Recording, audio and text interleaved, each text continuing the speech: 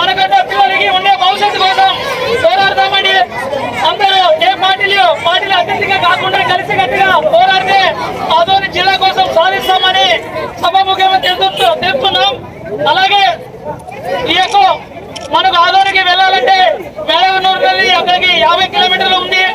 అలాగే ఇప్పుడు ఉండే కర్నూలుకు వెళ్ళాలంటే 150 కిలోమీటర్లు ఉంది. కానీ ప్రతి విద్యార్థులు కానీ ప్రతి రైతులు కానీ మీరంతా తెలుసుకోవాలంటే మీరంతా కలిసికట్టుగా వస్తే రాబోయే కాలానికి ఆదోనికి జిల్లా వస్తే మనం కర్నూలుకు పోయే అవసరం లేదు.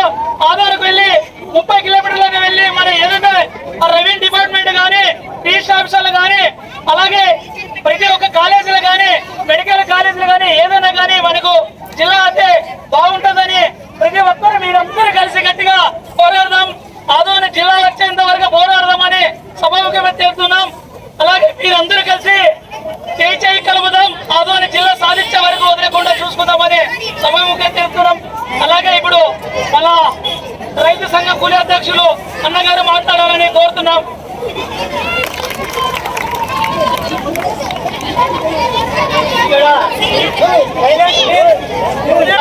వచ్చినటువంటి జాయింట్ యాక్షన్ కమిటీ నాయకులకైతేనేమి కార్యకర్తలకైతేనేమి మీడియా మిత్రులకైతేనేమి అందరికీ కూడా మా రైతు కూలీ సంఘం మండల కమిటీ తరఫున ప్రత్యేక ధన్యవాదాలు తెలియజేస్తున్నాము.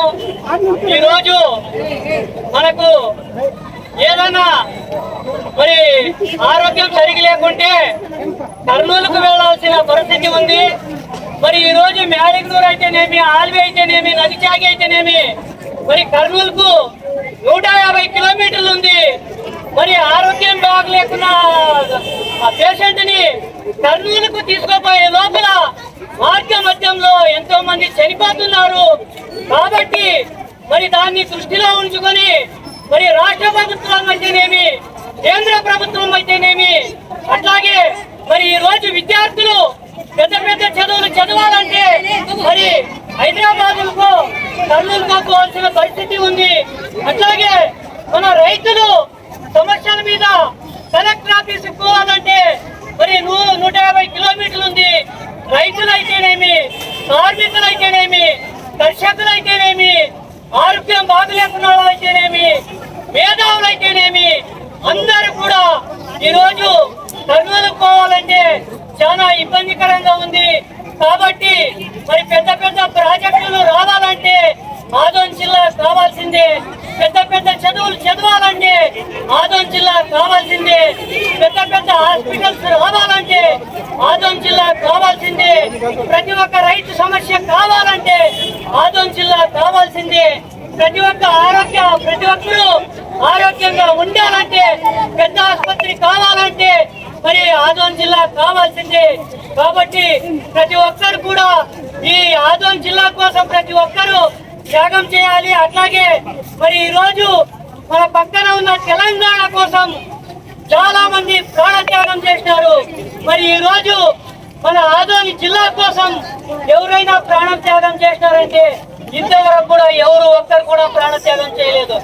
మరి 4 నియోజకవర్గాల ఎమ్మెల్యేలు ఊరికే వచ్చి జనాల్లో మాట్లాడతారే తప్ప మరి ఈ రోజు ఎవరైనా మన ఆదోని జిల్లా కోసం ఎవరైనా మరి తమ ఎమ్మెల్యే పదవి కోసం మరి ఈ రోజు పదవికి రాజీనామా చేయాలని కూడా ఈ రోజు సభాముఖంగా తెలియజేస్తున్నాను.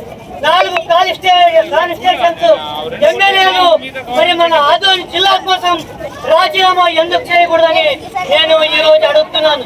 వీళ్ళు ప్రాణ త్యాగం చేయండి అని అడగట్లేదు, పదవికి త్యాగం చేయండి కూడా ఈరోజు అడుగుతున్నాను. మరి మీ వెంట మేమందరూ కూడా జాయింట్ యాక్షన్ కమిటీ అందరూ కూడా మరి రైతులైతేనేమి కార్మికులైతేనేమి కర్షకులైతేనేమి మేధావులైతేనేమి అందరూ కూడా మీ వెంట ఉంటాము. ఆదోని జిల్లా కోసము మీరు మరి ఎందుకు మరి ఈ రోజు ఎమ్మెల్యే పదవికి రాజీనామా చేయకూడదని కూడా ఈ రోజు నేను రైతు కూలి సంఘంగా ప్రశ్నిస్తున్నాను.